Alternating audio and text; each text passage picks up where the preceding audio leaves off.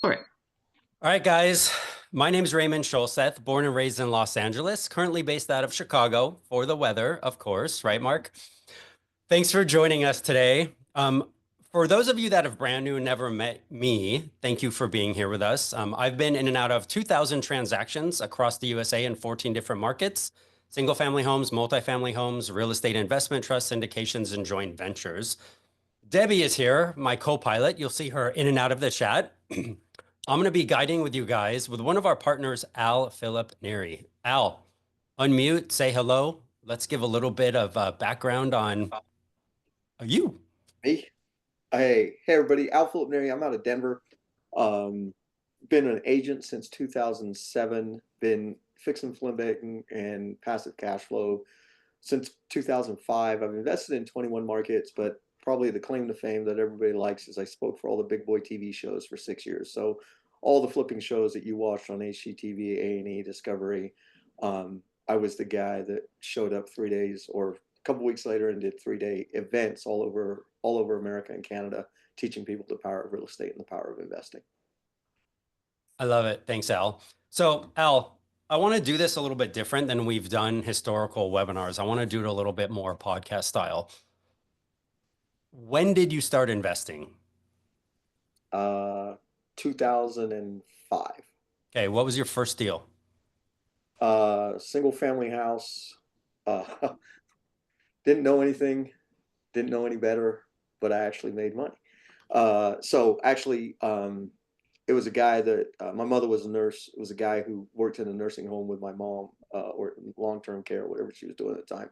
Anyway, he was a construction guy back in the former or Croatia, and so he was like, you know what, we should buy houses. You have credit, you have a job, right? That kind of stuff, and but you don't know how to fix anything. So that's how we got started. Is we didn't have any formulas, we didn't have anything. It was if we bought it for this price, we put in this much into it, and we sold it for this price, and it cost us this much to sell. There was something in the middle, and we would split that money. So that's how I started. Okay, I love it. What are some things that you wish you knew that you learned the hard way as you went into this business? Um, oh my Lord, hindsight's 2020, right? Yeah. Probably the biggest lesson I've learned, Ray, is being greedy. Mhm.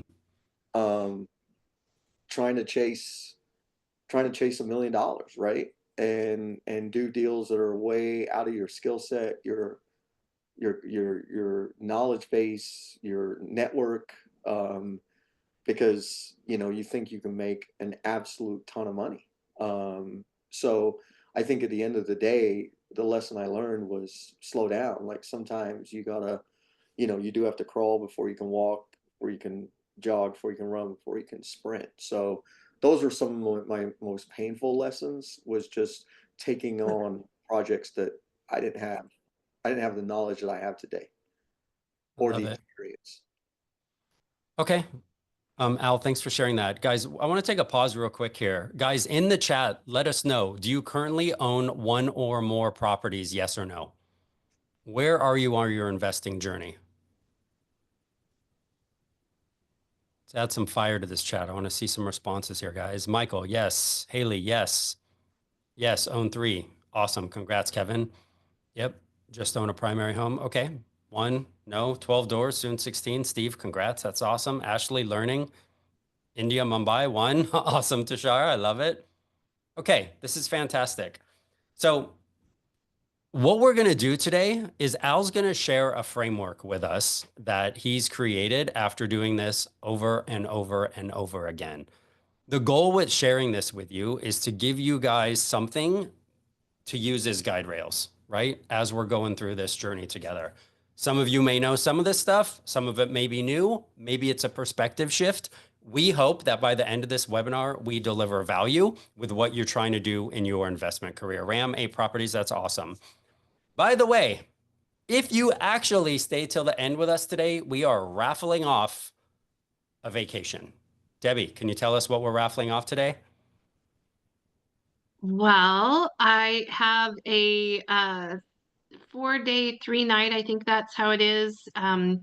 Mexican Riviera stay that you will only pay the taxes on. You won't pay for the room. Now you do have to get there, but you won't pay the regular room rate. You'll just pay taxes on the stay. So super cool. Yeah, it's fun. We use this company a lot. It's real, it's not BS, and it's quality. So we're super excited about that. Okay, Al, should we dive into the slides and start going through some stuff? And I'll pass you back the mic. Yeah, will you ask, or I can ask the chat. Yeah, Chat, if you're an agent, can you put that in the chat so I can see? Actually, just put if you're an agent or just an investor or a wholesaler or a combo. I'd like to know who the audience is a little bit. I love that. Agent, All right, cool. agent. Broker owner, yep. Investor, GC. Awesome, Steve. Cool. Thank you, guys. Agent, investor. All right. Can I get a thumbs up? Everybody see the screen? All right, cool. Al, passing the mic to you, bud. Okay, do you want me to go through the framework or you want me to go through the slide? Let's hit this slide and then we're going to jump into the framework. Okay, so really, please stay on not only for the vacation, right? That is a cool giveaway, but I'm hoping you get something out of it. So this whole program, this whole blueprint, the concept, it was designed. So if you're a realtor and you're just tired of being on the commission roller coaster, I have a solution, right? Also, there's a lot of agents that for whatever reason don't invest. And you might represent investors, but for whatever reason, you don't invest yourself. So what I want is that's fine. You can represent investors. You can do retail real estate, but start investing for yourself. The one thing that investing will allow you to do, other than getting off that transactional treadmill, that commission roller coaster, is it'll start buying back your time and you'll understand why, right? And if you're in that retail production mode, time is a weird thing because you're on everybody else's time frame, even though you try to tell everybody that you control it. The other thing is the blueprint is scalable. So it's scalable to move at the framework that you want to move through. So maybe your first year it's one deal. Okay. Maybe year two, it's two deals. Doesn't really matter. For those of you that, you've got 8, 12, 16 doors. Okay. You guys can probably scale faster because you've got some experience. So really, ideally, I designed the program ideally for agents who were serious about building wealth. But if you're the investor, just take the blueprint. There's going to be a couple perks in here that if you're an agent, I'm teaching them how to manipulate some things within our industry that just won't apply to you. But you got to have good agents on your team. So I'll cover that as well. And let me close this door, right? Go ahead. Sure. All right, we'll be moving on here.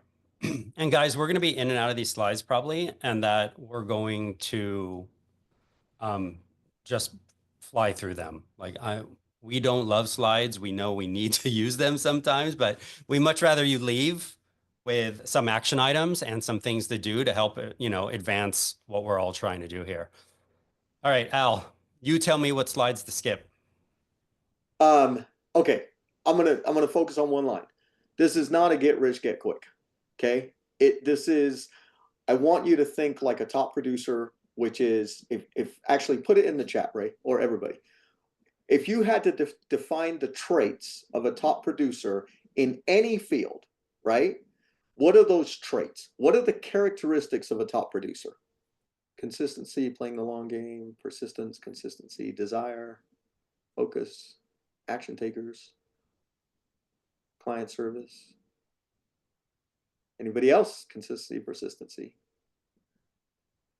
I'm waiting for one more and then I'll move on. There we go. Hungry, go-getter, passion, self-starter. Correct. So at the end of the day, this is no different, right? This is no different. You still got to pound the pavement. You got to work hard. You got to have all those traits in order to make anything work in your life, right? Nothing is just at a flick of your fingers and all of a sudden it's there. So we can keep moving. We already know this guy. Yep. You want to talk about your markets a little bit, Al? Yeah. So these are the markets I've invested in. You obviously, I'm out of Denver, so that's why you see a lot here. Haven't done a lot on the West Coast. My biggest playing markets was Detroit, St. Louis, Kansas City, and Birmingham, Alabama, right? Those 4 markets plus Denver, those 5, hands down, have been my bread and butter. Right now, my sole focus is Denver and St. Paul, Minnesota, where I'm doing a lot of creative housing in St. Paul, Minnesota. So those are my 2 focal points right now. Okay, when I first became an agent, I was an investor. And the thing is, I didn't become a realtor so I could list my own deals, right? Everybody said that. But what happened was we were really good at generating internet leads in like 07, 08, 09, right? Like it was just starting to come out, things of that nature. We had some cool URLs. The pain point was I was really good at capturing the lead and calling it back, capturing the lead, calling it back, capturing the lead, calling it back. But I would do that all day long, 7 days a week. And back then, right, like there's the flurry now of people losing their houses. So, you know, people are trying to take advantage of stuff. So if somebody wanted to see a house, I literally would be like, okay, there was no like, well, let me talk to you. Well, what about pre-approval? How are you going to pay for it? Right? None of that nonsense, right? It was just like, okay, speed to lead for me meant speed to meet them at the house. Well, how well do you think that works 7 days a week when you have a wife, you've got kids, you've got family? Like I would derail everybody to show a house. And that was just what I did. Now, my first month, I had 4 closings. And you might be like, well, how? It's because I was already hustling while I was getting licensed so that I hit the ground running when I was good to go. So I kept that momentum, kept that momentum, kept that momentum, but it came at a sacrifice. So all of a sudden, I've added another income stream by being an agent, but I have no time. Like I had no balance in my life kind of thing. So that was kind of where the motivation came to actually come up with a system. Oh.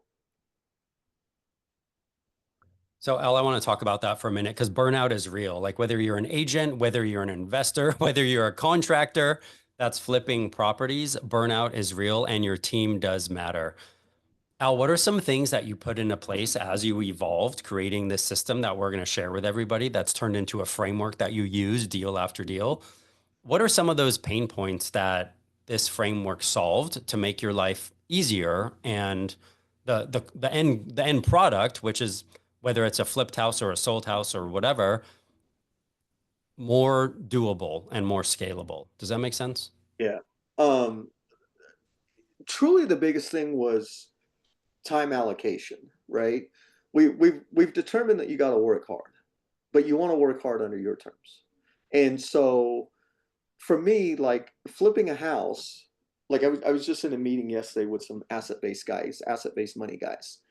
And I told them, even in Denver, like I still go by my remodel at least 4 times a week. At least. That's at a minimum. And these guys that work for me, I mean, we have high trust, we have a lot of efficacy. I mean, you know, they're at my house for barbecues, right? Like there's a high level of trust. So it's not a micromanagement thing, but it's a process thing. But so what does that do for me, right? Because let me get back to the original question. I can go buy the house whenever I want. I don't have to go buy the house when it works with my buyer's schedule or a seller's schedule. I go buy the house whenever I want. We own it. It's on a lockbox. Guys are working 24/7 practically, right? So the biggest thing is that I'm still very active, but I go at my times when I want to go, when it's convenient for me. Because in retail real estate, I know there's tons of gurus out there who are like control your day, give people 2 options, all that nonsense. Okay, whatever, man, dude, it's all bullshit because you have to cater yourself to when your clients are available, or they're just going to call one of the other 30,000 people that are agents. If we wanted to be real, but there's no shortage of realtors. So, you know, the odd agent that has this miraculous system, great. But that's not reality on how people's work schedules are and kids' schedules and sports and daycare and all that stuff like that. Uncle's on the Zoom, baby. You need to be quiet. All right. Speaking of distractions. I love it. All right. Like, guys, let's jump into the system. We just want to show you how this thing works and what it's going to look like for you. All right, Al. Yep. So here's the deal. What I want you to do is start learning how to fix and flip properties in your local market. Now, there's a reason I'm telling you your local market. One is exactly what I just said, boots on the ground. You're able to go buy. And again, you don't need to be a micromanager. I don't advocate any of that stuff, but you're able to set eyes on it. I've remodeled a lot in out-of-state markets. Now you're relying on somebody to tell you like, hey, like, yeah, somebody showed up for work today. Because I'm telling you, people will tell you that they're there and they're not there. They're not there. They're flat out not there. So you avoid that. The other thing is if you're an agent, you've got access to the MLS. You've already got a contact list, a network. You've got resources within your brokerage, within networking events you go to. You've got people a hand's distance away. So the logic for starting in your local market is that you can reduce problems. You can reduce problems and you can solve problems very quickly. It's not as easy to do when the house is 1,000 miles away. It's not as easy to do. Now, what I want you to do, you flip, you're going to make some money. Okay. You're going to take some of that money and you're going to leverage it into an asset-based loan, investor loan, DSCR. There's many different options. And you're going to buy a turnkey cash flowing asset. The key word is turnkey cash flowing asset. And more than likely, that will not be in your market area. Because what I'm going to advocate is you go to markets where rents are good, cost of houses are low, landlord rules are good, but there's some good programs going on with Section 8 or transitional housing. Like there's a lot of different metrics that go into the right market. So I apologize, Ray, but go ahead. So. No problem. So guys, I'm going to stop the share real quick. I want to re-engage everybody in the chat.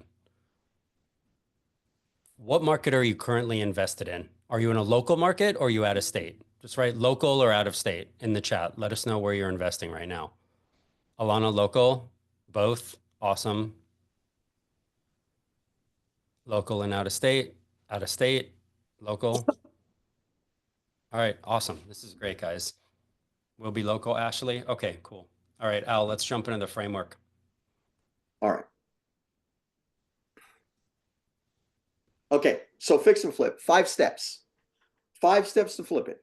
Identify, analyze, secure, manage, market, and sell. So number 1, identifying the right asset. Right now, I don't know what your market is like, but ours sucks. Okay, so what do I mean by that? The amount of inventory I get to choose from, the amount of deals I get to choose from are slim, right? And just because we have AKA money to spend does not mean I'm going to sacrifice the type of house I want or the area I want or the layout I want. I'm not going to do it. So identification of the right asset is huge, and you can't be controlled by desperation of wanting to do a deal. And I'll say that again. Identification of the asset is real, and you can't be controlled by the desperation of wanting to do a deal. That is where shit goes wrong. And it goes wrong really, really fast. Next one, analyzing a property. So I have a formula. Everybody has a formula. But if you were old school back in the foreclosure days, ARV times 70 minus rehab doesn't work anymore. You got to tighten up your formula. Okay. But Ray, if I can give them a little tip, one of your tips right now on analyzing a deal, obviously you need to know how to pull very, very, very tight comps, very tight comps. And they need to be accurate. Not, well, I think. No. You got to know. You got to know. You got to know this is what it will appraise for, and this is the right price point for the buyers. But I'm going to tell you right now, nobody is accounting for seller concessions in their formulas. Nobody. Why? Why? Because you should. If you're flipping and you're not accounting for seller concessions, I think you're nuts. I think you're nuts. Now, in our market, Metro Denver, we're seeing anywhere from 12.5 to 20 grand on seller concessions, on offers coming in. So you might be like, well, that's negotiable. And oh, I'll do this and I'll do this. And okay, whatever. Do it your way then.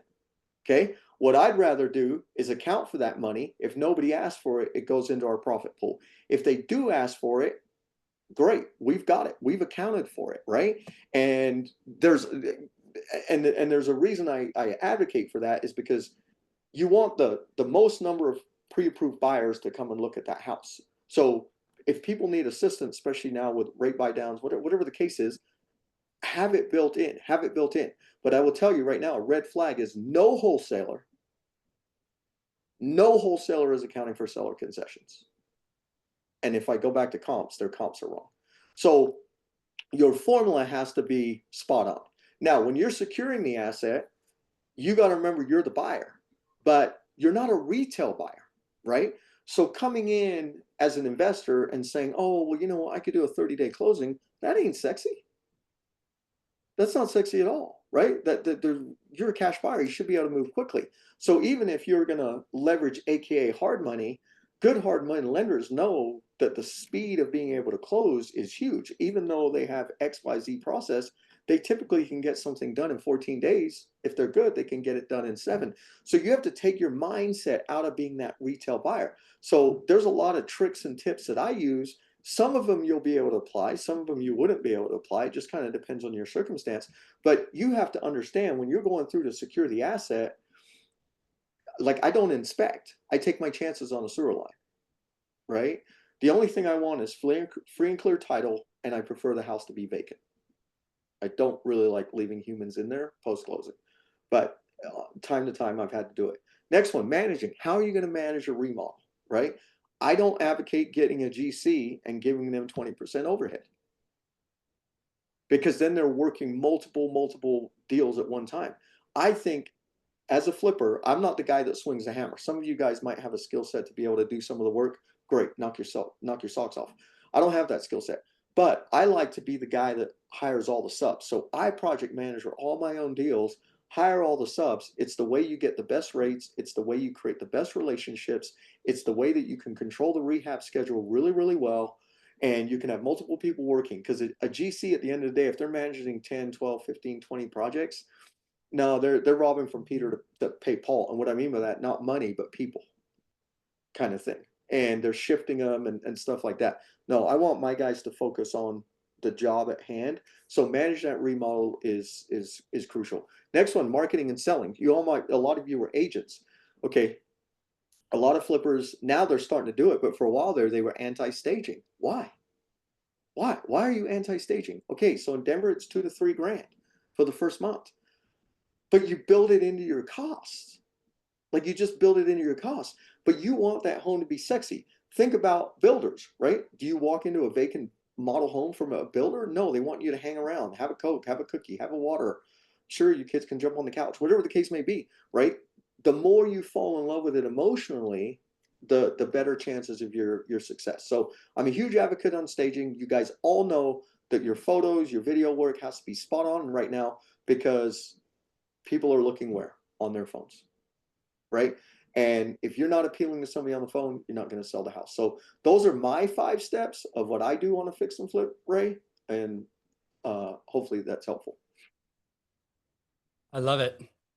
Let's see. Kim said staging before listing the home for sale after flipping it. Yeah. So I get it cleaned, I get it staged, then I have my photos and videos, and then it goes on the market. Did that answer your question, Kim?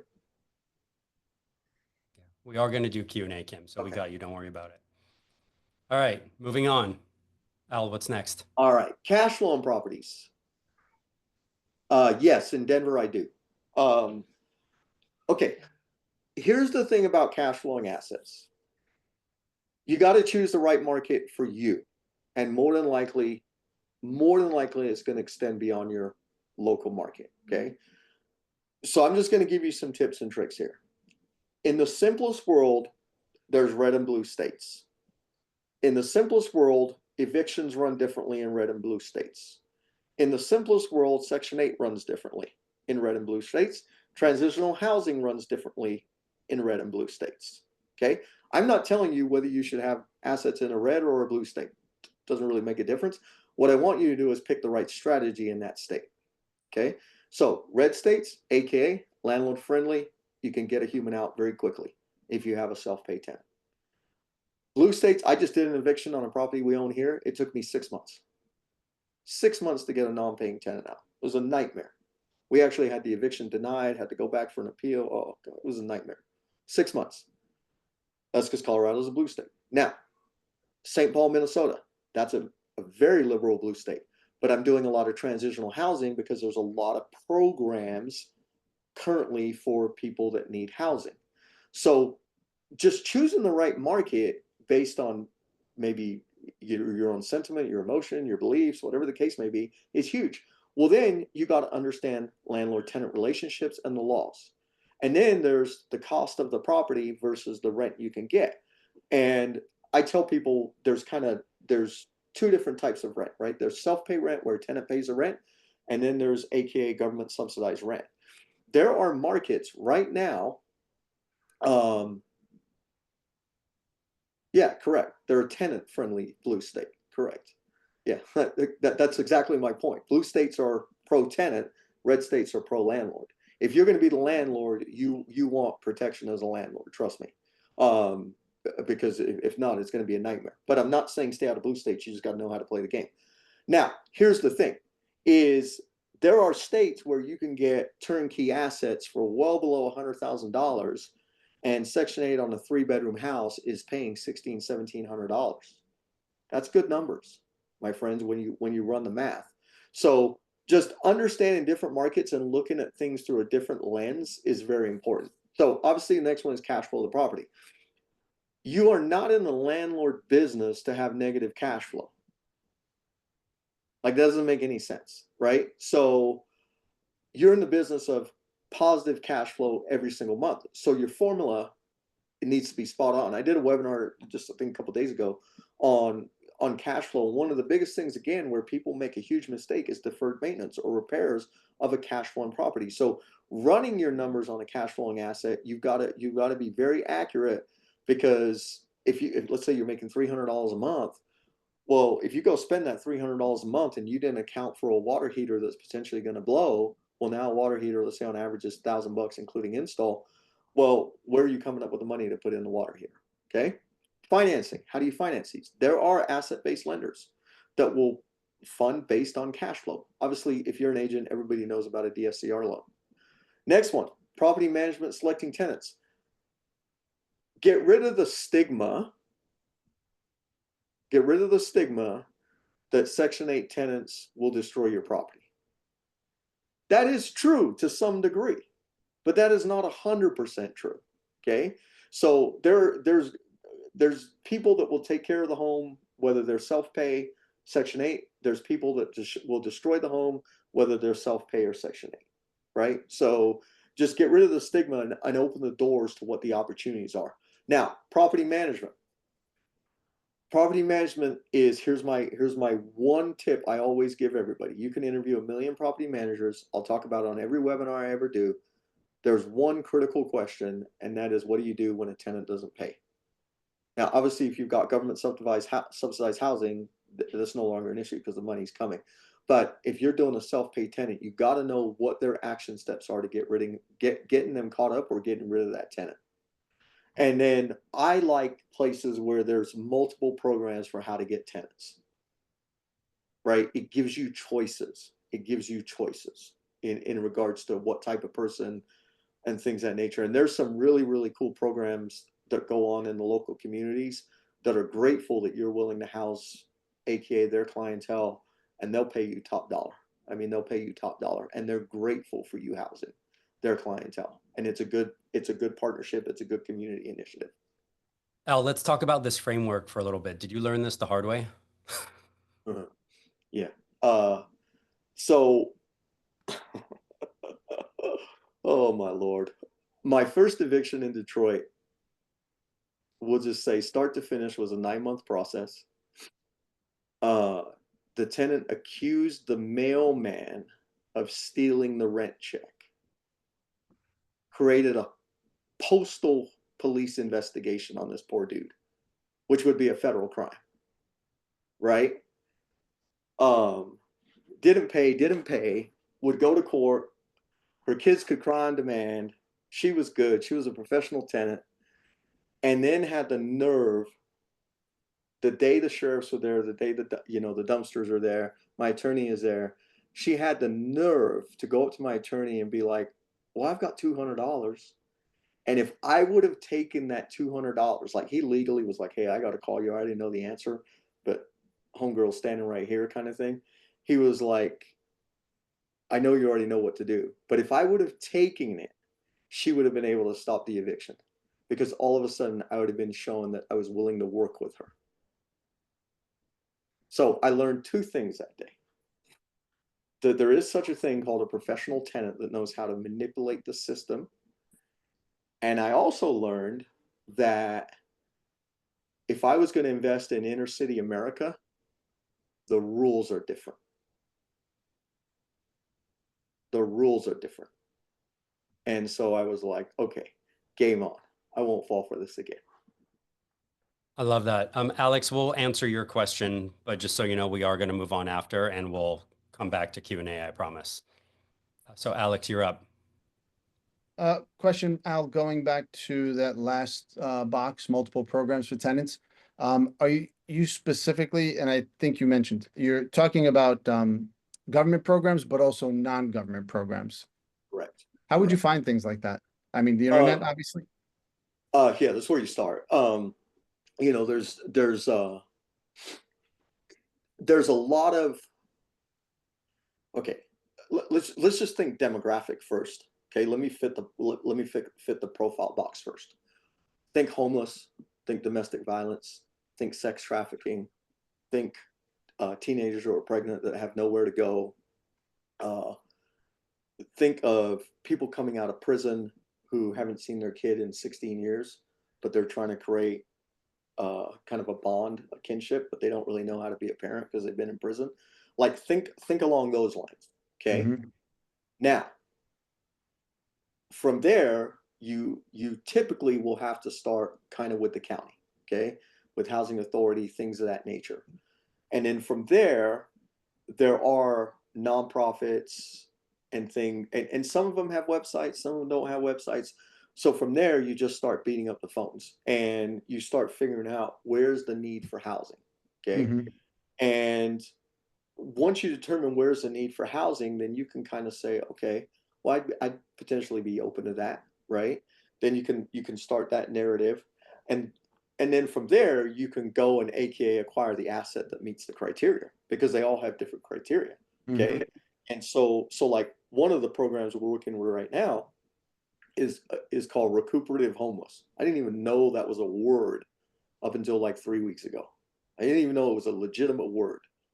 But basically, what'll happen is a homeless person gets put in the hospital, they get hospitalized, they're ready to be released, but there's a fear of putting them back on the street because of some sort of wound care. They're not going to do it. So now they're going to get infected, which now will lead to other complications, overhead for the hospital, blah, blah, blah, blah, blah. So what they're looking for is kind of a transitional space for, let's say, 14 days, 21 days, where they can send them to AKA a recuperative home, where someone will do wound care, someone will provide basic meals, and then they'll subsidize that. Okay. And so now this is a big target that we're specifically going after. So once we learned of it, then I just had to do dollar for dollars, right? Figure out who was in the space, who was connected to the right programs, who was connected to the right caseworkers, right? Who was connected to the right hospital, right? And things of that nature, and then kind of create an alliance and create a partnership. So that's just one example. But one of the things I will tell you, and this will shock the living daylights out of you. You want to know what that pays? Actually, put it in the chat. Tell me what you think that pays per day, per human. Put it in the chat. I'm just curious what the common public thinks. So we got 500 a day, 1,000 a day, 5K a day. Okay. It's actually, they're paying 300 a day per human. 300 a day per human. Okay.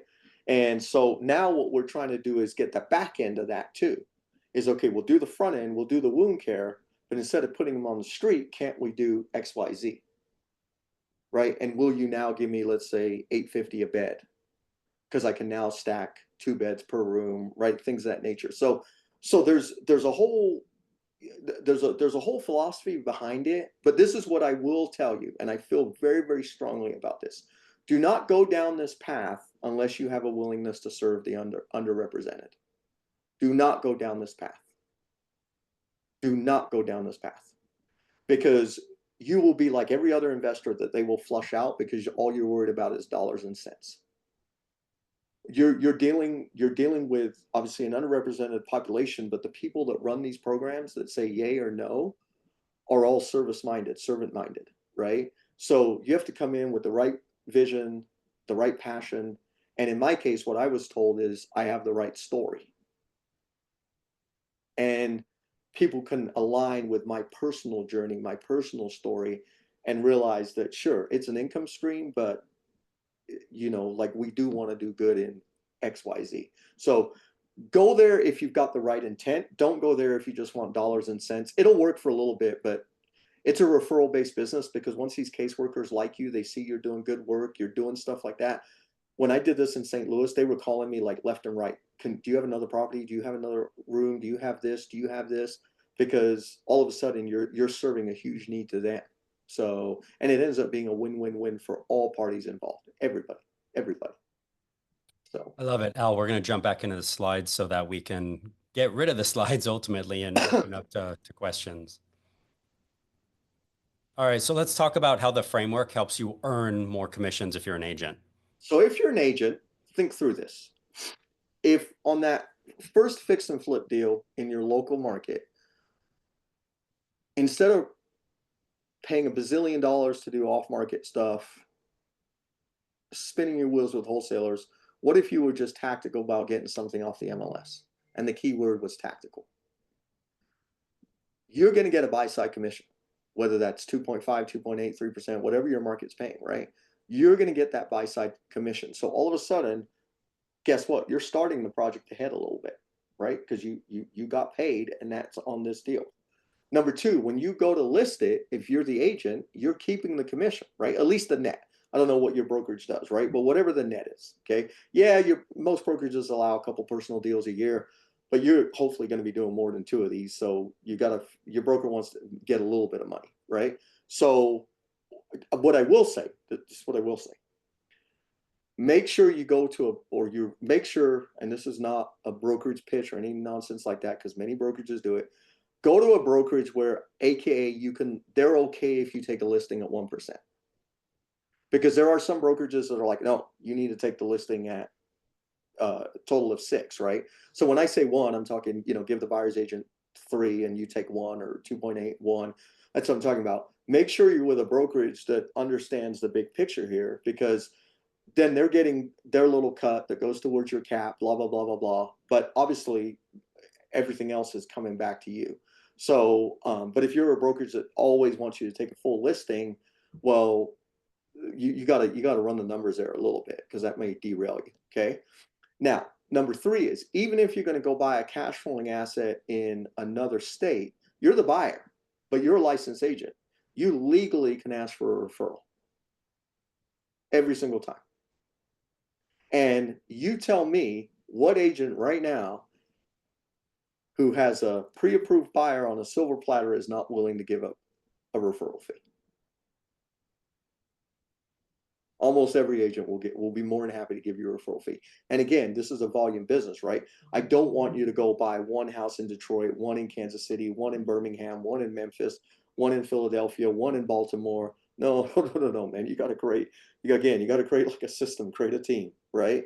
And things of that nature. So in a perfect world, you can add 3 commissions every time you duplicate this flip to cash flow system.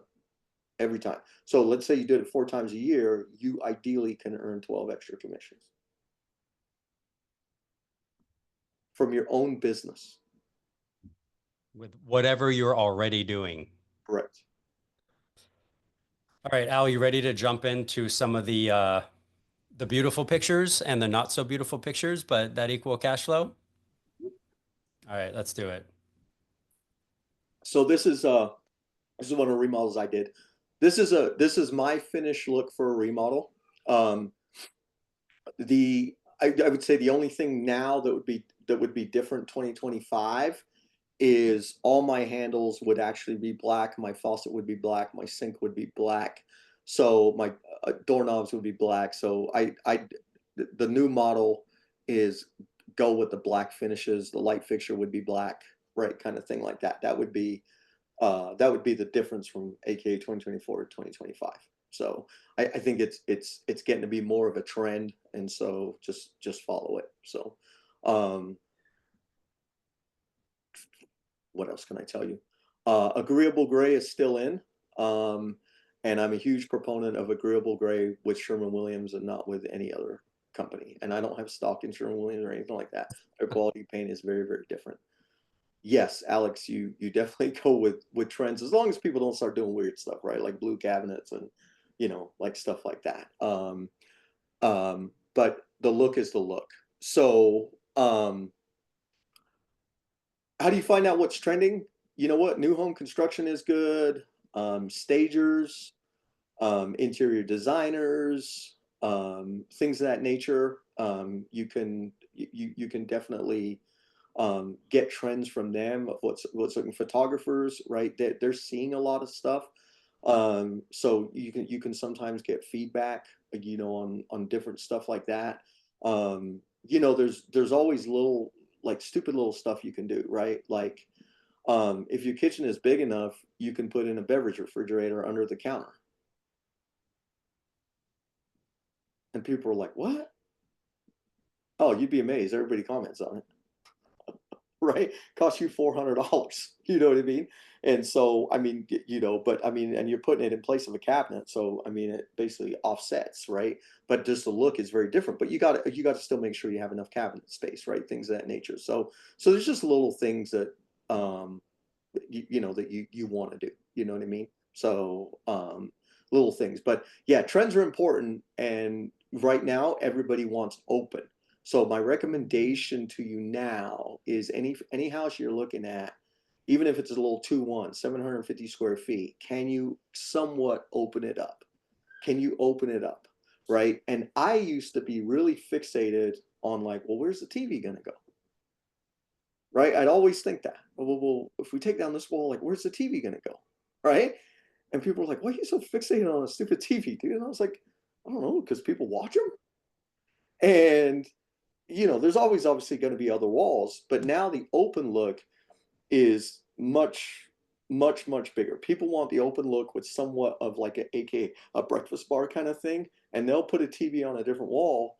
And now if it's a younger generation, they might not even have a TV, right? They're watching stuff off their computers and their phones and stuff. So, the old school thing of wanting a 96-inch TV, I think is maybe my generational error or something like that. So, but that's also because I came from that generation that had those big, heavy TVs that you couldn't even lift. So, but yeah, that's a finished remodel look.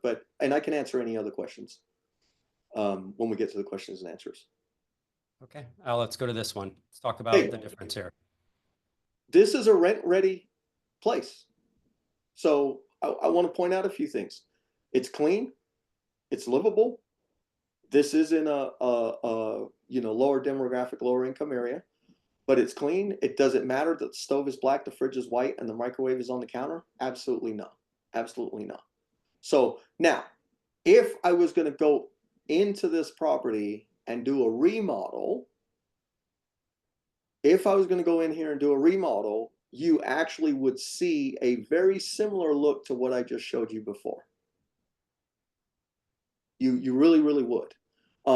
The only difference that I might not do is I might not do quartz countertops, and I might do, kind of a, Home Depot cheap, Formica based kind of countertop. But I don't know. I get a good price on my quartz, so I may do it just for durability, and just overall look. No deferred maintenance whatsoever, kind of thing, on tenant turnover. So I don't really, when we go to remodel, if we decide like, okay, yeah, we're gonna go and AKA gut this kitchen, just the whole look of it changes, which, usually maybe you can get a little bit more rent, but what I do know is that you'll rent it quicker, right? Because when people compare that first look, even on a rent level, to this, people will be like, oh yeah, I want to live here, right? And also you got to understand now is like, you are competing with a lot of luxury apartment complexes and stuff like that. So yeah, of course, if it's a house, it's a house. But let's just say it's a fourplex, right? Well, now, it's a fourplex competing with an apartment complex. So if the apartment complex has been fully renovated and yours looks like this, and your rents are the same, you gotta keep that stuff in mind. So Al, what is your trigger for the decision to remodel or rent ready? That makes sense. Yeah. So that picture B, I would like in my AKA my system, to me that's turnkey rent ready. As long as you're not in $1 million neighborhood, right? like if you're AKA in lower income to working class neighborhood, that's to me that's rent ready because it probably matches a lot of what's going on. But if I was buying the house dilapidated and distressed, then my philosophy is I've learned over the years you're better off doing it right. And and you hope to God that your tenant doesn't destroy what you've done. But sometimes it's inevitable, right? I mean, it's inevitable. And if you flip something and for whatever reason it didn't sell and you got to rent it, that's really painful. That's painful because you're hoping to God that they don't destroy what you've done as flip work. You know what I mean? So I love it. All right. You want to transition into how the actual flip to cash flow program is structured and the framework of it? sure. All right, let's do it. Jump back into the slides, guys, and then we'll hit Q&A. All right, So Al. what I want you to really think about at the end of the day is by implementing the flip to cash flow system, it will give you a solution to get off the transactional treadmill. You can fix and flip and make more money than you can in commissions. You can create passive income for yourself. And if you are servant based, you can create a good community initiative and help give back to your community.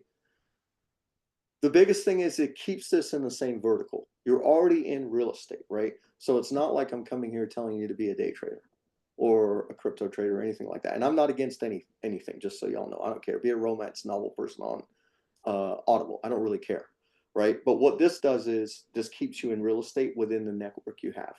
And at the end of the day, you're building a scalable, sustainable real estate business. So what I've really designed is a way for you to create foundational wealth, right? Just foundational wealth that's going to turn into generational wealth.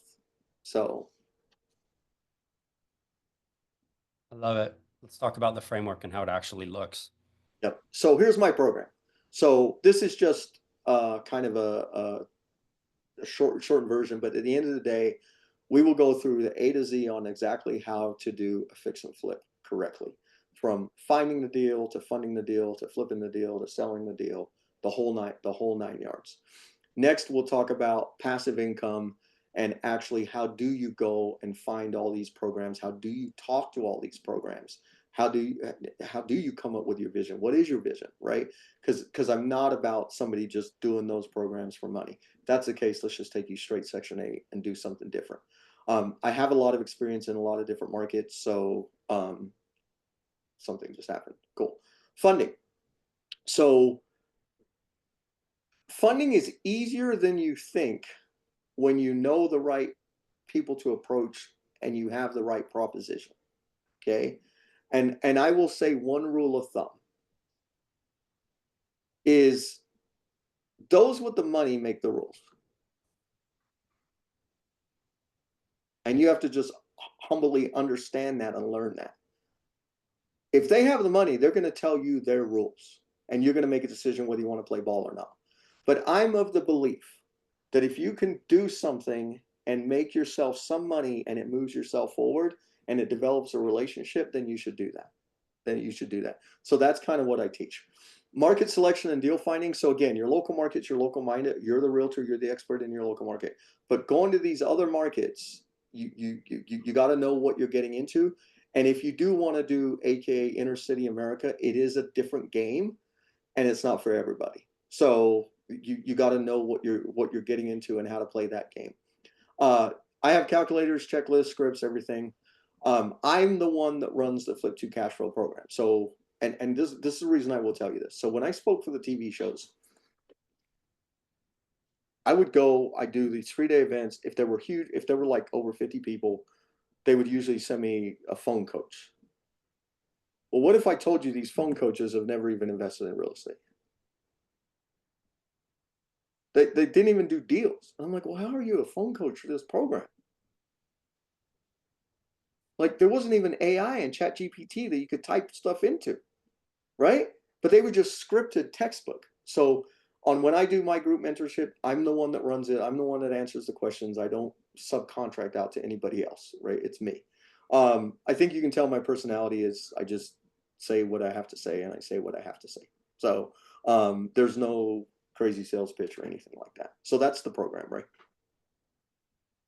I love it. Al, let's talk about the mindset about this program and what you've done on the back end to help people actually use and leverage and implement the program, which is the most important part. So people will say, I don't have time to flip, right? Or, oh, I'm not ready right now. Okay, well, when? Like, when's the perfect time? When's the perfect time to do anything in your life? Right? So that's what I'll ask you. I get it. Some of you might be very fortunate that your life went according to plan. Mine didn't. Right? So I don't know when the right time to do anything is. You just got to adjust. So this system will create time freedom. You're going to have to hustle. You're going to have to get things going, right? But at the end of the day, it's going to create time freedom. It is going to increase your real estate IQ. If you don't have capital, we will talk about funding. If you have capital, it's easier. Okay. If you got some capital, it's easier. It's easier to approach hard money lenders, private money lenders. It is easier. It's easier. It's easier.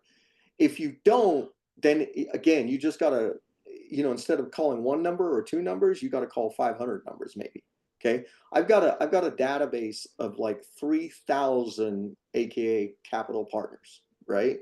And I mean, you would just potentially have to call 3,000 of them, and I'm being a little bit crazy there, right? But money does help. If you have, decent credit, that does help. But if you have nothing, it's not impossible, and we may just have to align your strategy a little bit to get you going.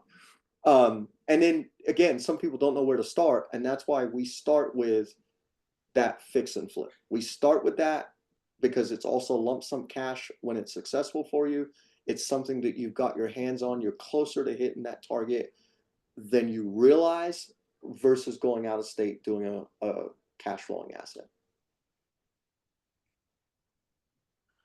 I love it. I want to transition to the cost of not investing in yourself and what it looks like. Okay.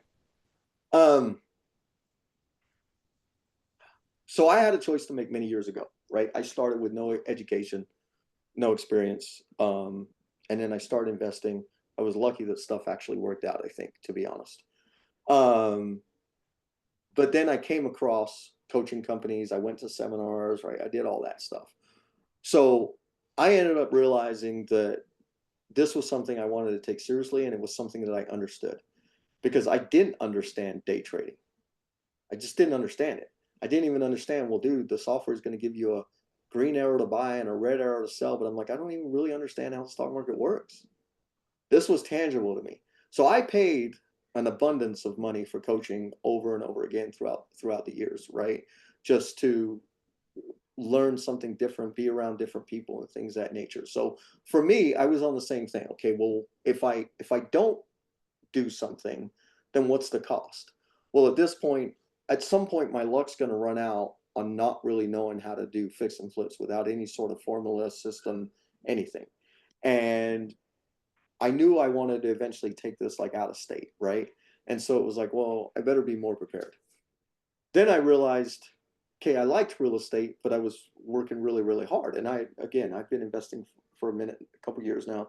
Now I had a license. But then I was like, God, I don't want to do this either, right? I don't want to do this either. So at the end of the day, the cost was that I was not moving my life forward, right? I wasn't moving my life forward in a direction that I wanted to move it. And, at the end of the day, I wanted to be able to afford my family a lifestyle that I didn't have. And so, and be able to support my kids and things of that nature. Like that little one you guys I think she just ran out of here a little while ago. That's my little niece. We're raising my nieces. We got a 3-year-old and 1-year-old in our house. And my oldest is going to be 34. My youngest is going to be 21. Like me and my wife are redoing this all over again. And so, but now these 2 kids are going to have an opportunity like my kids have because of what I do, what I've set up, what I work, right? I'm able to, I never thought I was going to raise other people's children, but here I am, right? And thank God that I do what I've done, right? At the end of the day, everything comes full circle and has a purpose. I didn't know that was the purpose when I got into real estate. I had no idea, man. I was greedy at first, right? I saw that lump sum cash. I wanted to be that brother with, you know, $100,000 car and this and all that, right? I wanted that lifestyle. I wanted that NFL lifestyle, you know, kind of thing. So that was what I was chasing at first, and then I got humbled quickly. So. I love it. Thanks, Al. You guys, I'm gonna share some of the people that we've put through this program real quick. We're super excited about rolling this out to the public. This class is giving me the tools and the confidence that I need to make that vision a reality. And I'm so excited for what's to come. So if you're serious about adding flipping to your wealth strategy, Flip to Cash Flow is definitely worth checking out. And it's such a game changer. So with all those nuggets and all that, those resources, I honestly see myself confidently stepping into the world of investing as a first-time investor myself. It's also helping me become a better real estate agent for my clients. I mean, it's equipping me with all the tools to guide them to be more effective as we go into the transition of buying or purchasing a home. So I want to give a huge thank you to Flip to Cash Flow for empowering me on this amazing journey. Hi, my name is Rodrigo Ortiz, and I'm a real estate agent with Epic Brokerage here in Denver, Colorado. Before I started this flipping training with Coach Al, I done a few flips, and as you guys know, things change over time. And I kind of lost the love for flipping, but now with Al, Al is a super nice guy, cool guy, and he teaches you like he's your dad. What I've been learning so far, it's the new updates on the real estate market when it comes to flipping. As you guys know, everything changes over time. Hello, this is Brent Vasquez. I am a student of Flip to Cash Flow, hosted by Al Philneri. This is one of the best classes that I've ever had in fixing and flipping and in real estate. Before this class, I am an experienced flipper. I flipped about a handful of houses. I've rented out a couple of houses I've had and house hacked one of my own houses.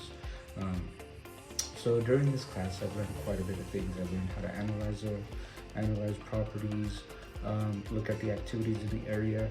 It got me out of my mindset of just looking at certain numbers, but also looking at the area within itself.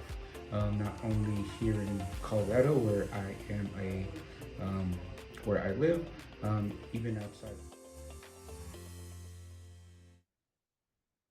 Al, can we talk about where some of those people started and where they are today in their journey? Sure. So all of them are agents, ironically, in this last group I did, all over, and they were, for the most part, none of them had ever like done anything, right? The last guy there, he had flipped a couple houses that he bought from a wholesaler and stuff like that, but they had really never really done anything. And so what's happening right now is that they're all hunters, right? They're hunters, man. They are like hunters. And so all of a sudden, it's kind of like the law of attraction, law of abundance, right? Is I had them just start reaching out, right? Putting it out there that they were looking for deals, like things of this nature. So all of a sudden their network is growing. And it's funny because now even one of them just closed with an investor that wasn't even a client of theirs, right? But put it out there and then ended up being the realtor on the deal but felt a lot more comfortable representing that client because that client was going to fix and flip, and now actually knew like, whoa, oh, did you look at this? Oh, how are you running your numbers? Oh, well, should we run our numbers this way, right? And what it also turns into in this flip to cash flow, because I do believe sincerely in high real estate IQ. Like I really, really do. You have a, it's your duty to have a high real estate IQ to represent somebody else, right? You wouldn't hire a terrible attorney, right? Or at least you shouldn't. It's not going to go well for you, whatever you're trying to accomplish, right? So your confidence level. So one of the things that I've realized over teaching flip to cash flow is that what happens is the way I show to pull comps, the way I just talk real estate, what it does is their real estate IQ increases drastically, which then even helps on the retail level because you're seeing something through a different lens, things of that nature. Also, now, like, let's just take a listing, for example, where a homeowner, you know, maybe it's outdated. Well, that's an opportunity beyond a listing, even without a cash offer, if you know how to potentially provide a homeowner a different solution, right? A solution that could get them a lot more money for their house. And so, you know, I'm not, it's probably a weakness in my opinion, in the industry, but I can't be that snake with people who are elderly or like, I just can't, man. I can't do it. I can't do it. I just seriously, I can't do it. I have like a mental block, and it's not like a limiting belief, but like, I can't just go in there and be like, okay, well, I'll give you 200K for your house and close tomorrow. When I know that if I put it on the MLS, I could get them 300K. I can't do it. I just can't do it because I couldn't fathom if I wasn't in this world how somebody would treat my parents. And so, you know, a lot of investors are like, dude, you're just weak. Okay, I'm weak. It's cool, right? I'm weak. I'm okay. I'll live with that, right? So what I want to teach also is just to have some care and compassion with being an investor. You don't need to be this jackass jerk. Like, no, no, no, no, no, man. Go in and be ethical, be a good realtor, increase your real estate IQ, and do the right thing for whatever that person needs, right? And at the end of the day, there's enough money involved. There's enough, man. Just good karma. I believe in karma. Maybe it's a hoax, but I think what goes around comes around. You know what I mean? So, you know, I'm not that guy that tells you to go in and like lowball everybody and stuff like that. I just can't do it. So I love it, Al. That's why we partnered with you, man. We like you. We like the integrity. Thanks for that. you're welcome. All right, so let's talk about how the framework can contribute to someone's business, because I think that's Yeah. the most important thing, right? That everybody's It here is. for. It is. It is. At the end of the day, again, I want you guys to have self-worth of what you're building for your families, right? If I asked you, and I can put it, you know, you can answer in chat if you want, but the majority of people get into real estate. Why? Actually, put it in the chat. Why did you get into real estate? Why did you become an agent? Put it in the chat. And be honest, though. Well, no one's going to chat me. Just me. Okay. No one else? Earn a living ethically. Okay. Yep. Make extra money. Help people solve their problems. Yep. Run my own business. Yep.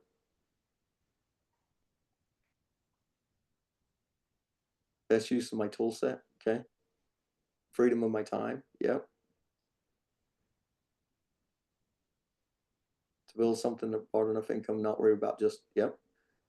Challenge or closing deals. Yep. Okay. Ashley, I see your messages. You're sending them to me directly.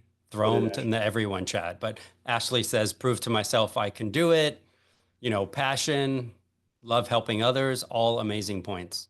Yep. So I appreciate y'all. So here's the thing. At the end of the day, I want you to achieve those dreams of why you got into real estate, right? And I think most people inherently, we have a population of people that get into real estate because they think it's easy and it's easy money. I think we all know agents like that, right? And I wish we could just get rid of all those people, right? But then there's a good portion of agents that you've come across, you've closed, they're in your office, that are good humans that did it for income, but also balancing family and time and things of that nature, right? That the flexibility to give you to go on your kids' field day and be able to pick up your kids and things of that nature, right? We all know that, and still make a good income doing that. So one of the things Flip to Cash Flow does is it just increases the opportunity to do that. That's all it's doing, is increasing the opportunity to do that. And I do want you to make more money, and I want you to make more money on retail production if that's important to you. I want you to make money on being a flipper. I want you to make money on passive cash flow. Would I love for all of you to fall in love with transitional housing? Absolutely. Absolutely. Absolutely. So, and I'll tell you, and I will tell you, we came to this country with nothing. A bag of clothes. And if it wasn't for people giving us like a chair or a beanbag or something like that, we wouldn't have had furniture. And I've never forgot how kind people will be when given an opportunity. So why do I advocate for transitional housing? Because sometimes people just need a helping hand. Now, I'm not a fan of people living on the system forever. Let's get that straight. But sometimes people just need a hand up. And that's why I wish like everybody in real estate would get behind that movement, right? And just change your own communities, right? Or a community that you're close to, whatever. So at the end of the day, this is more than just money, right? It's more than money, right? I mean, my community, those were real people. Those were unedited videos, right? You can tell they're about as raw as they come. Like they're just real people that are going to be, you know, AKA in my world forever, right? So. I love it, Al. Let's transition to how this thing gets implemented in somebody's life, right? So what's going to happen? What are the expectations? We're going to talk about the money in a minute. Somebody wants to join the program. What happens? Paint me the picture. What happens during the program? Yeah. Yeah. What do I get? Right. That's what people want to know. What do I get? What are people going to get? Got it. Yeah. So what I'm going to run is I'm going to run a 6-week group mentorship. It meets twice a week. It'll start Tuesday, April 8th. We meet for 90 minutes. Sometimes I'll go over a little bit if I'm not done. We'll meet Tuesdays and Fridays. It is me. It's live on Zoom. Yes, I have AI recording. Yes, I have Zoom recording. So if you can't make it, yes, do you get all that? Yes, yes, yes. But really, I want you to show up. I'm not going to, like, you need to show up, right? You need to show up because then you can interact. You can ask questions. You can really understand the root of what we're trying to do. I teach based on real life scenarios, right? So, for example, if I'm evaluating a deal, like I think I did on the webinar the other day, right?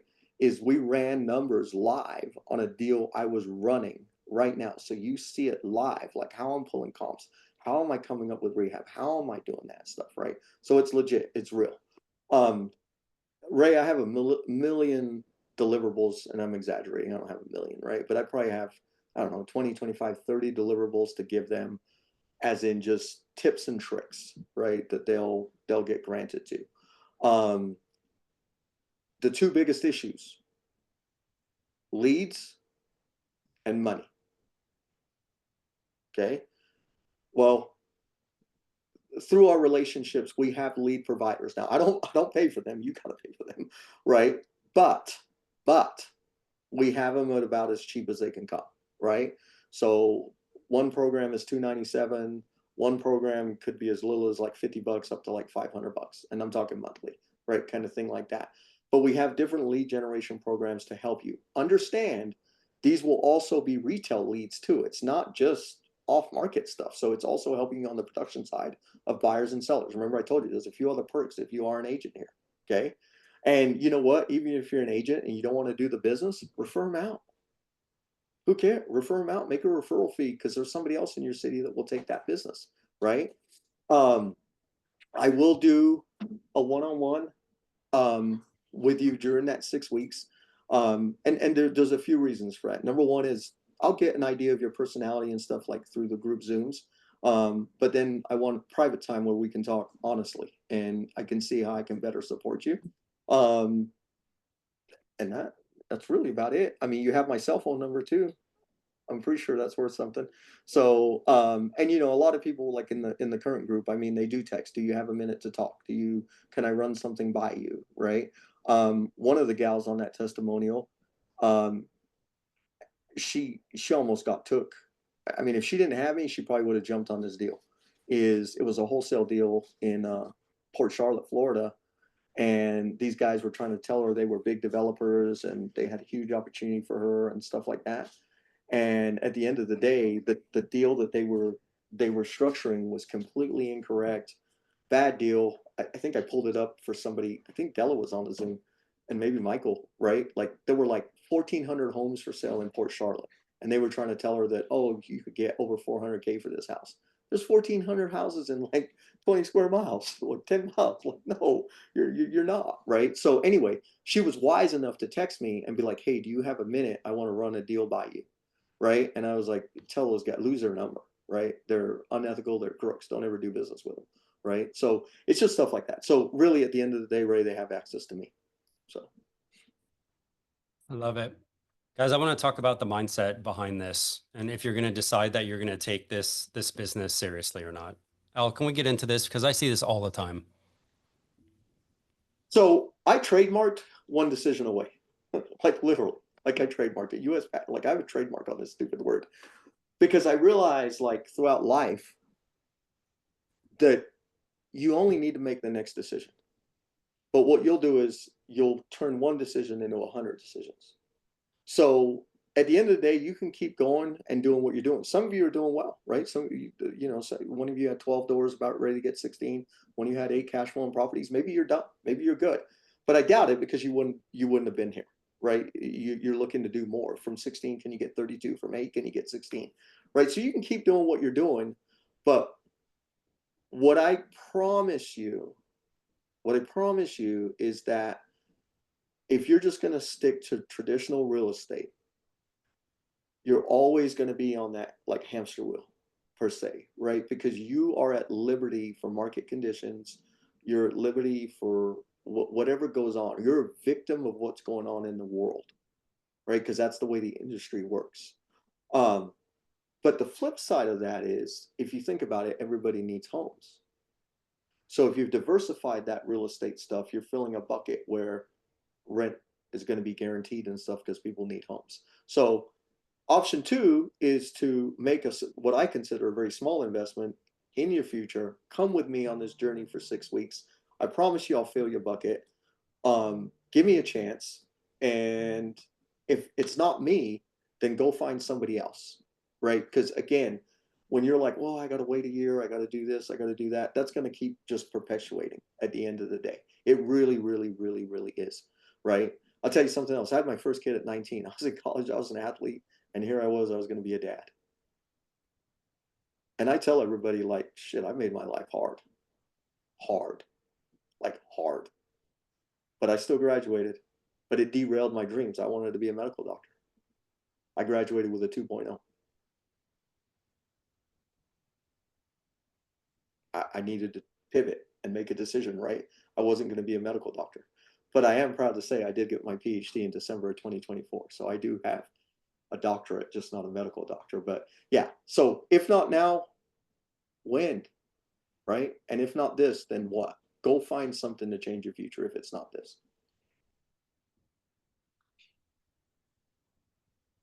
I love it. Thanks, Al. Guys, we are going to, I'm going to drop some payment options here, and then let's open it up to Q&A. Also going to, I'm going to upload a PDF that you can download too for everybody here. That might be more helpful. So the price is $997. And again, I was that. So when I talked for the TV shows, people paid 25K, 40K, or 60K. And again, you had a guy that didn't even do this as your phone coach. So, and I paid that kind of money, just so you guys know. When I came through the ranks to learn and stuff like that, I invested big dollars in myself. But the top left is Stripe, the bottom left is PayPal. There's Venmo, there's Zelle. I'll take food stamps. It's like it doesn't, right? If you need some sort of payment plan or something like that, then just let me know. You know, I'm a human being, right?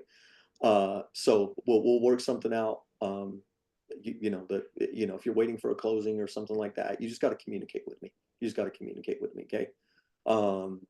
And Ray, I can drop my. I already got your calendar link, bud. Oh, okay, cool. Yep.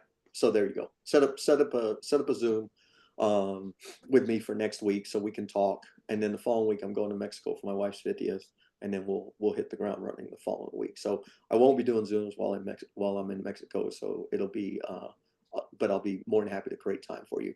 If for some you should be able to find time. If you can't, then just reach out and we'll figure out a time. So I'll actually let me put my email in there too, right? I'll put my email in the chat if I can spell it. All right. So the first question that I want to ask is, did you learn something today? Just give me a yes or no in the chat. We don't mind smart ass remarks, so that's okay. It's fine. You're in the right place for that type of stuff here. Yes or no in the chat. Did you learn one thing today? That's our goal. Help, contribute, and teach one thing with what's happening. Awesome, you guys. Thank you so much. Awesome. Okay.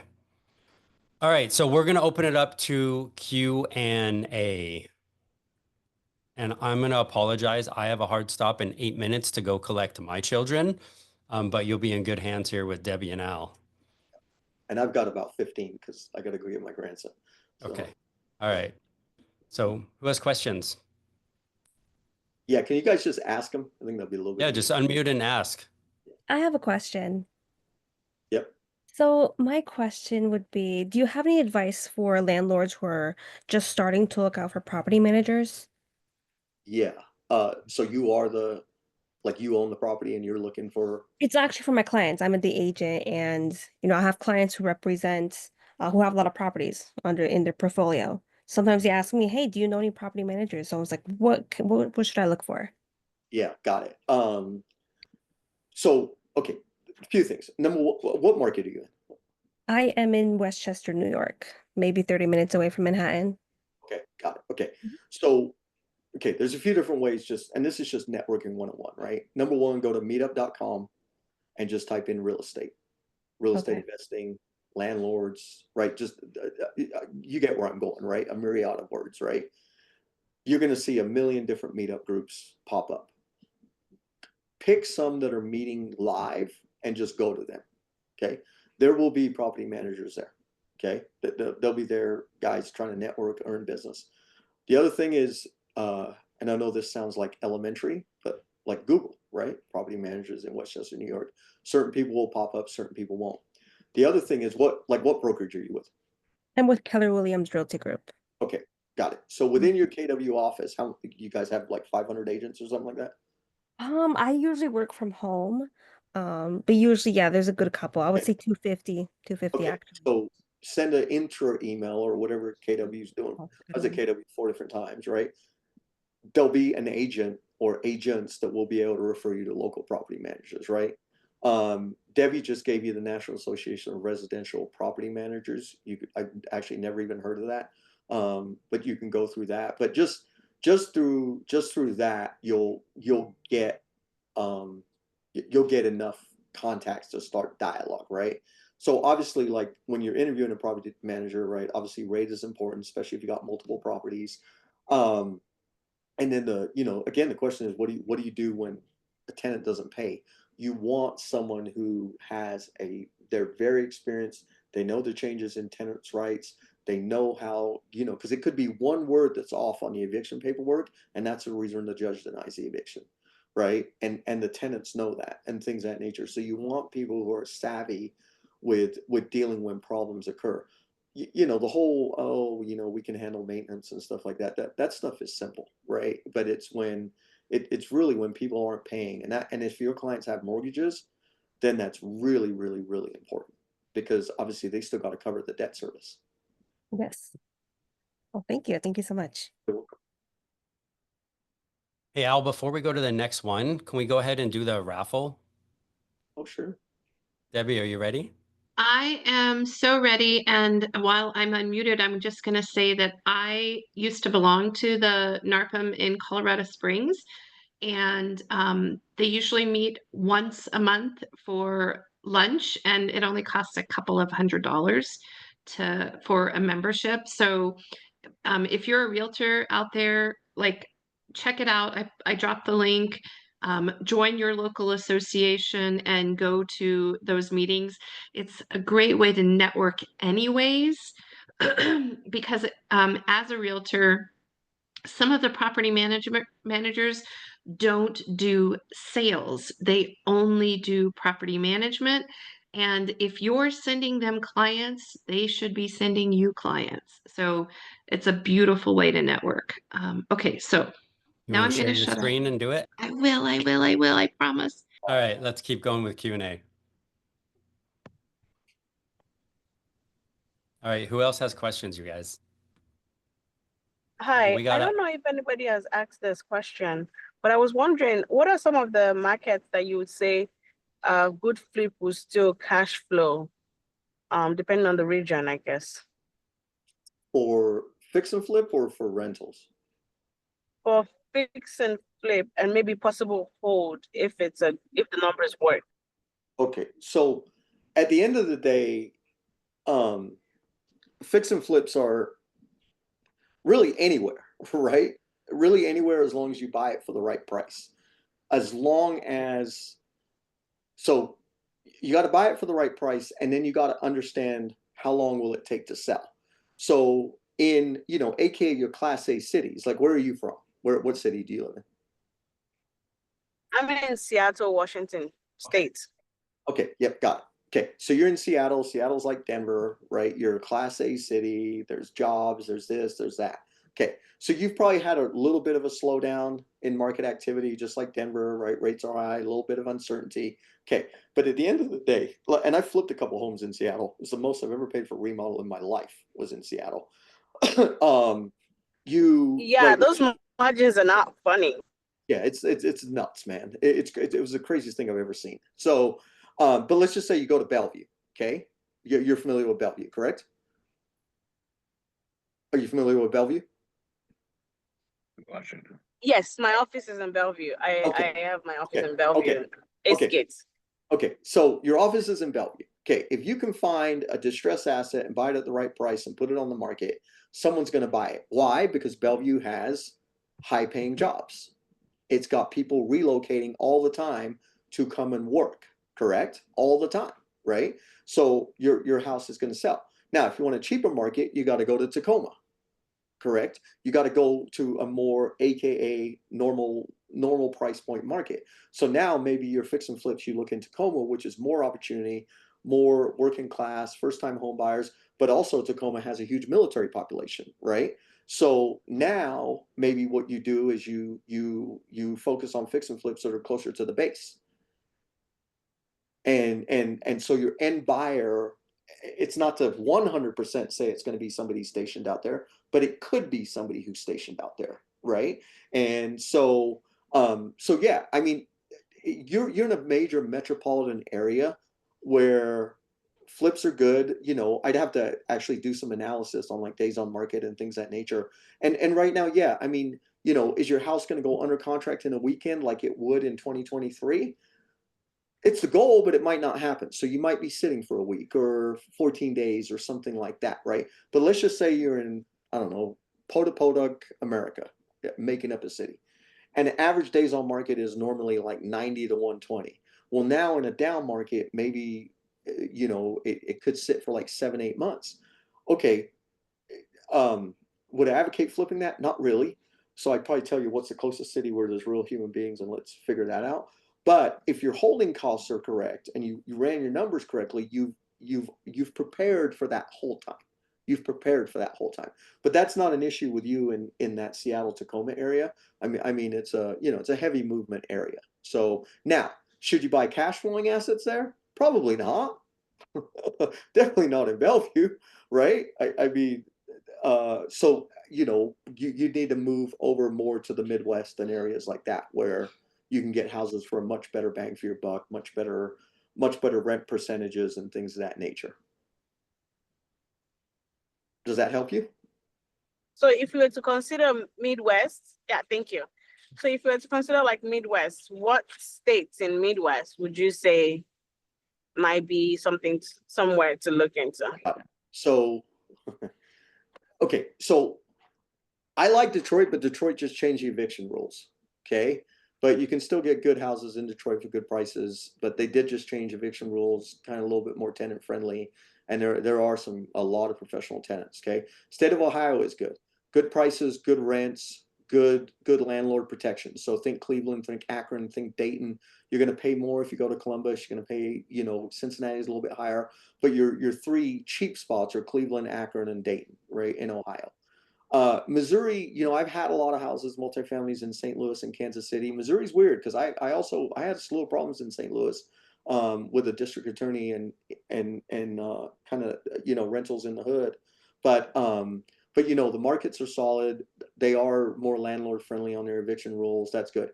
Alabama's good, like Birmingham, Alabama's good. And there's a lot of other suburban cities right there, but and there's other places. There's Huntsville, there's Mobile, stuff like that. Louisiana, I wouldn't go to New Orleans. Don't go to New Orleans, but if you go up to like Lafayette, Shreveport, places like that, you can do good. Tennessee's good too, but Memphis, you got to know the right area in Memphis. Memphis is real rough, so you got to be smart on where you're buying. Where else off the top of my head? Mississippi. Again, personally, I like Biloxi. I don't know. I think maybe there's something wrong with me, but again, I wouldn't go there just because of insurance costs and things of that nature. Go, Jackson, actually Mississippi. I go to Jackson, Mississippi. There's actually a huge number of Section 8 vouchers and not enough houses, and so there's a shortage of properties that they want in the Section 8 system in Jackson, Mississippi. So you go to Jackson, Mississippi. It has good numbers. Section 8's paying well. You're not going to pay that much for a house. So you got to start, and that's what in the 6 weeks, this is the stuff we break down. You know what I mean? We break it down and I show you how to do the research and stuff. I love it. Hey, let's transition to Debbie spinning the wheel so we can give somebody a vacation. Okay, can we all see the wheel? Yep. And I think there's at least one name on here who just recently left, but because we just dropped down the number of participants, but that's okay. So we're gonna spin and see what happens. And as long as it doesn't land on the person who isn't here. Ashley B, are you still here? Yeah. Woohoo! Congratulations. Oh, really? Oh my goodness. So Ashley, make sure you put your email address in the chat so that I can send you the certificate. And just for good numbers, let's do one more. Oh, I can do one more. You're giving away 2? Yeah. I'm giving away 2. Shh. Is Roger C still here? Roger Capola. Yeah, are you still here? Roger. I see he's unmuted. Excellent. Roger, make sure you put your email address in the chat. So there we go. Thank you, guys. Awesome. Thank you, Debbie. Well done. Awesome. All right, Al, how do you want to wrap this up? Because you and I have to go get children. Yep. So again, the link is there if you're ready to go. Check out. We'll start Tuesday, April 8th. If you do something like Venmo or something like that, make sure I have your contact info, right? Put it in the Venmo, like your number and your email. Same with Zelle. If you want to chat with me more to just make sure all your questions are answered, that your needs are going to get met, then just schedule on Calendly for I probably have some openings tomorrow and next week, and we'll get those questions answered. And if it's a right fit, we'll get you going. But Tuesday, April 8th is when I'm starting the next group. Awesome. Debbie, any last words?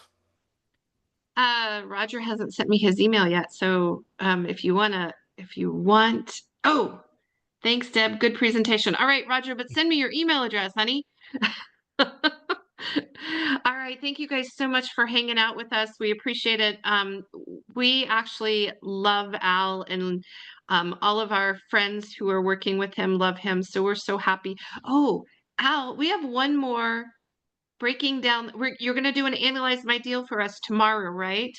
So for those of you who were on with us the other day, Al is going to do that one more time. And if you have a deal that you're looking at buying, selling, whatever, investing in, bring us the address and Al, what other kind of information do you need? Know something about the deal, please, right? Know the address, know the price, know something. I don't expect you to know everything, but you got to know something, right? And then we'll go through the steps. But I can't just be blind on like arbitrary, like, oh, I don't know the address, I don't know this, I can't really support you, right? But that's at 10:30 Mountain Time, so 12:30 Eastern Time. It's nuts. Because I'll have a Zoom whiteboard and I can't write to begin with, and it's kind of like Albert Einstein going crazy. I saw that picture of Albert Einstein, I think, on Ram's wall, and like started laughing. But yeah, bring the deal. We'll run some numbers. I'll tell you how I would evaluate it, whether it's cash flow or fix and flip. Obviously, if you are an agent, then I'll probably have you jump in your MLS. So be prepared to share your screen, things of that nature. But if you got a deal that you want to run, because that's also like now you're seeing me work like real time, how my brain thinks, kind of thing. Yeah, come tomorrow. And Debbie, do you want to put the registration link to that? I am gonna grab it right now. I saw that comment in there, so let me get into my meetings and I'll grab the link for it. All right, guys, I'm going to dismiss myself. Al, Debbie, thank you guys. Everybody, thanks for joining us today. See you next time. Yeah. Hey, Debbie, I got to go as well. Everybody, thank you so much. Hopefully I'll see you guys tomorrow on the Analyze My Deal webinar, and we'll go from there. But I got to log off myself too, Debbie, okay? All right, thanks guys. Okay.